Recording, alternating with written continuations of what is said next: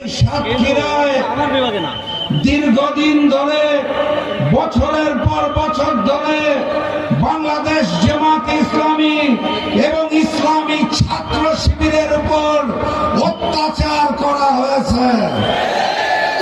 এই সাতক্ষীরায় বহু শহীদের বিনিময়ে আমরা আজকের এই নতুন বাংলাদেশে দাঁড়িয়ে আছি। বহু শহীদের রক্তের বিনিময়ে আজকের এই সাতক্ষীরাবাসী ডাক্তার শফিকুর রহমানের নেতৃত্বে ঐক্যবদ্ধ হয়েছে। সংগ্রামী সাথী এবং বন্ধুগণ, আমার এই সাতক্ষীরায় আসন কয়টা? প্রতীকটা কি?